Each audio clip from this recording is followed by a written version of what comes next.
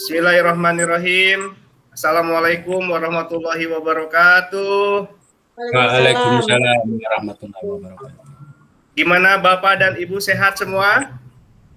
Sehat. Alhamdulillah. Sehat. Alhamdulillah. Semangat ya Pak di hari kelima ini. Kita masih Siap, Pak. berada di ruang room IHT menuju sekolah penggerak.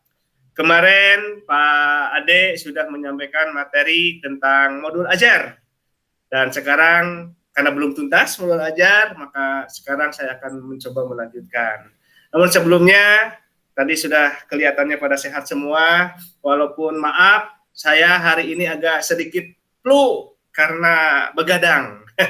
Sebelum pembelajaran kita dimulai, IHT pada hari ini, dan pembelajaran kita lebih bermakna dan mendapatkan barokah, silahkan untuk dipimpin berdoa terlebih dahulu. Assalamualaikum warahmatullahi wabarakatuh. Waalaikumsalam warahmatullahi wabarakatuh. Baik, Ibu dan Bapak, mengawali kegiatan sesi kali ini, marilah kita berdoa kepada Yang Maha Kuasa. Semoga kita diberi kesehatan, keselamatan, dan kelancaran di dalam mengikuti kegiatan IHT ini. Untuk itu, marilah kita berdoa sesuai dengan agama dan kepercayaannya. Berdoa mulai.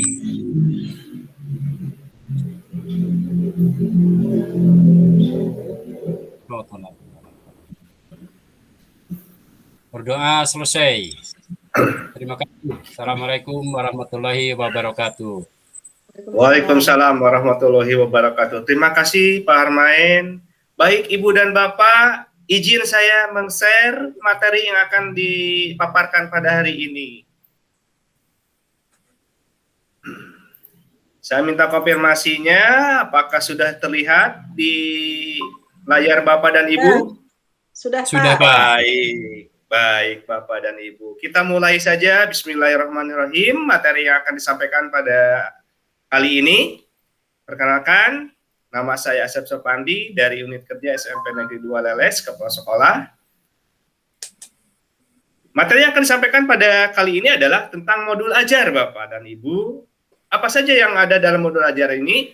Maka agenda sesi pada hari ini Bapak dan Ibu akan mengenal tentang apa itu konsep modul ajar, kemudian apa komponen modul ajar, kemudian prinsip penyusunan modul ajar dan prosedur penyusunan modul ajar ini akan disampaikan oleh pemateri berikutnya. Jadi pada saat ini saya hanya akan menyampaikan tentang konsep modul ajar dan komponen modul ajar sesuai dengan waktu yang diberikan kepada saya hanya 2 JP. 2 kali 40 menit berarti 90 menit, hanya 1 jam setengah. Oleh karena itu dengan keterbatasan waktu, baiklah kita mulai saja konsep modul ajar yang akan disampaikan pada hari ini. Yang pertama adalah konsep modul ajar. Apa itu konsep modul ajar? Sebelum memahami konsep modul ajar, di sekolah penggerak ini kita tetap berfokus pada profil pelajar Pancasila. Nah, hubungannya dalam konsep modul ajar, konsep profil pelajar Pancasila ini ada di capaian pembelajaran. Kemudian ada di alur tujuan pembelajaran. Baru keseluruhannya ini ada di modul ajar. Ya, baik. Masih ingatkah kemarin ditanya oleh rekan saya Pak Ade tentang profil. Sekarang saya ingin tanya kepada Ibu Sri. Masih ingat tentang capaian pembelajaran Ibu? Masih? Oh, bagus. Alhamdulillah. Luar biasa. Masih ingat walaupun di hari kelima sudah lelah ya. Nih, ini nih, jauh-jauh nih dari Garut yang paling ganteng kata Pak Ade itu ya. Keturunan dari Australia, kumis tipis tapi putih. Masih ingatkah Pak Harmain tentang alur tujuan pembelajaran? Baik, bagus, alhamdulillah. Berarti Ibu dan Bapak ingatannya masih sempurna, walaupun saya katakan dari Pak Ade ini usia kita sudah lunamaya ya. Baik Pak, Ibu, kita lanjutkan dalam komponen modul ajar. Komponen modul ajar ini terdiri dari informasi umum. Dan yang kedua terdiri dari kompetensi inti, dan yang ketiga nantinya adalah lampiran. Baik, Ibu dan Bapak, apa saja yang ada dalam informasi umum? Apa saja yang ada dalam kondisi inti dan lampiran? Kita lanjutkan materinya. Nah, ini Bapak, kelihatan tidak Bapak dan Ibu? Kelihatan. Iya. Alhamdulillah, ya. Baik, Ibu dan Bapak masih fokus. Baik, Ibu dan Bapak, komponen modul ajar yang pertama informasi umum. Di dalam informasi umum ini ada apa saja? Nah, itu yang perlu. Ada berapa, Pak Harmain? Oh, iya, bagus. Iya. Ada 6. Apa saja? Yang pertama yaitu adalah identitas modul. Kalau dulu dalam RPP itu ada identitas sekolah, ya ada kelas, ada semester, ya ada alokasi waktu. Masih ingat kan ya, Bapak dan Ibu? Nah, sekarang dalam modul ajar ini disebutnya identitas modul. Nah, di dalam informasi umum itu yang pertama, identitas modul. Kemudian yang kedua apa saja? Kompetensi awal. Ya, yang kedua itu kompetensi awal. Nih, bisa dilihat, dibaca nanti ya, Ibu dan Bapak. Kemudian yang ketiga dalam informasi umum itu apa saja? Ada profil pelajar Pancasila.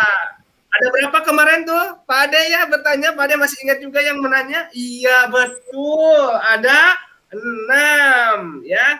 Baik, Ibu dan Bapak, kita lanjutkan komponen dalam informasi umum yang ketiga setelah profil Pancasila. Yang keempat adalah sarana dan prasarana yang mendukung ya. Baik, Ibu dan Bapak. Kemudian yang kelima dalam informasi umum itu apa? Target peserta didik. Targetnya apa saja yang akan dicapai dalam modul ajar untuk peserta didik ini. Nah, dan yang terakhir adalah model pembelajaran. Ya, tentunya di kurikulum 2013 kita mengenal beberapa model pembelajaran. Nah, di sini nanti dalam modul ajar pun akan dimunculkan. Baik, Ibu dan Bapak, sampai sini dulu tentang informasi umumnya. Paham? Masih bisa dilanjutkan? Bisa. Masih? Baik. Kalau bisa dilanjutkan, kita lanjutkan. Itu yang pertama tentang informasi umum. Komponen yang kedua dalam modul ajar, Ibu dan Bapak, ya. Komponen yang kedua itu adalah komponen inti. Apa saja yang ada dalam komponen inti itu? Yang pertama ada tujuan pembelajaran. Ya, masih ingat di RPP kita tujuan pembelajaran. Ingat dalam menyusun tujuan pembelajaran, kalau dulu dalam RPP yang sering Bapak dan Ibu buat mengenal komponen A, B, C, D itu ya, Ibu dan Bapak. Nah, sama juga di sini nanti dalam tujuan pembelajaran. Harus dirinci dengan jelas sehingga tujuan yang akan dicapai bisa dipahami. Kemudian dalam kompetensi inti yang berikutnya ada pemahaman bermakna, ya. Apa sih ini pemahaman bermakna? Nah, di sini bisa Bapak dan Ibu lihat ya. Jadi di komponen inti yang kedua adalah pemahaman bermakna. Kemudian di komponen inti yang ketiga adalah pertanyaan pemantik, Ibu dan Bapak. Ya, seperti apa tujuan pemantik? Nah, kita bahas nanti lebih jelas ya. Kemudian di komponen inti yang keempat adalah kegiatan pembelajaran. Kalau dulu kita mengenal langkah-langkah pembelajaran tentunya ya. Dan yang kelima dalam komponen inti itu adanya assessment atau penilaian lah dulu ya. Bahasa sekarang kerennya di kurikulum sekolah penggerak itu assessment gitu ya. Sama saja ya Pak Main, itu bahasanya berganti bahasanya saja lah dalam bahasa Indonesia, tetapi intinya sama, adalah penilaian. Iya, baik. Kemudian di terakhir di komponen inti yaitu adanya pengayaan dan remedial. Sama dulu di kurikulum 13 juga di RPP disusun adanya program remedial dan pengayaan, sama pada intinya. Jadi jangan mengatakan di kurikulum sekarang ribet tapi belum pernah melaksanakan Ibu dan Bapak ya. Kita laksanakan dulu. Nanti kalau sudah melaksanakan baru kita ada ini. Dan yang ketiga, komponen modul ajar yang ketiga, Bapak dan Ibu, di dalamnya ya ada lembar kerja peserta didik, sama dulu juga di akhir RPP itu ada LKPD dilampirkan. Kemudian bahan bacaan. Bahan bacaannya di sini selain untuk peserta didik juga untuk gurunya itu sendiri, Ibu dan Bapak, ya, gitu. Kemudian di yang ketiga itu di akhir itu dibuatkan glosarium. Kenapa dibuatkan glosarium? Memudahkan yang membaca modul ajar itu. Oh iya, bagian-bagian intinya yang penting itu ada di glosarium, sehingga oh ini tidak usah mencari lagi mereka arti maknanya. Kemudian yang terakhir adalah daftar pustaka, ya. Ibu dan Bapak, demikian paparan kali ini tentang komponen modul ajar. Mudah-mudahan Bapak dan Ibu bisa memahami, kalaupun tidak, baik kita masuk di forum diskusi kita. Izinkan saya untuk stop sharing ini. Baik, Bapak dan Ibu, itulah paparan tentang komponen modul ajar. Jika ada pertanyaan, silahkan, tadi sudah kelihatan, desain. Siapa yang mau bertanya? Silahkan desain. Di unmute dulu. Resign sambil unmute. Ya, Pak Hermain. Apa Pak pertanyaannya? Terima kasih. Assalamualaikum warahmatullahi wabarakatuh. Waalaikumsalam warahmatullahi wabarakatuh. Setelah menyimak paparan tadi, ada hal yang perlu saya tanyakan terkait dengan penentuan glosarium. Penentuan glosarium yang ideal itu di bagian yang mana? Barangkali itu, Pak. Ya, baik. Terima kasih, Pak Harbain. Tolong di mute dulu. Ya, baik. Bagian glosarium itu di bagian di modul ajar itu sendiri, Pak. Jadi nanti bagian-bagian materi yang akan dipahami oleh siswa itu, bagian-bagian inti kata-kata kunci lah, kata-kata kunci dari seluruh modul ajar itu dibuatkan glosariumnya. Itu Pak, mudah-mudahan Bapak paham. Baik, Bapak dan Ibu, terima kasih atas pertemuan kita pada hari ini. Mudah-mudahan semuanya menyimak dengan baik. Kita applause kita untuk materi pada hari ini. Baik, terima kasih. Dan karena waktunya sudah habis, barusan ini moderator sudah mengacungkan informasi karena waktunya habis. Tadi di awal kita berdoa dan kita akhiri dengan doa pula. Silahkan tadi yang memimpin Pak Harmain dan sekarang juga Pak Harmain untuk menutup kegiatan ini, untuk didoa. Terima kasih. Assalamualaikum warahmatullahi wabarakatuh. Waalaikumsalam warahmatullahi wabarakatuh. Ibu dan Bapak, alhamdulillah kita telah mengikuti kegiatan IHT dengan sesi pemahaman tentang bahan ajar atau modul ajar.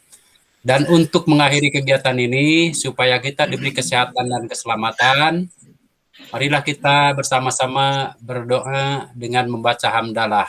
Alhamdulillah.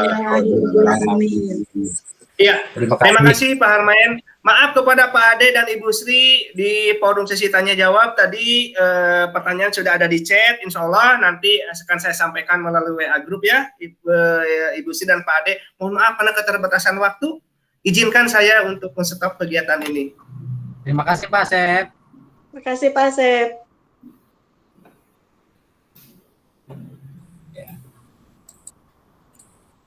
Abade nyobi heula Pak Sep sama nabi dikintun abdi.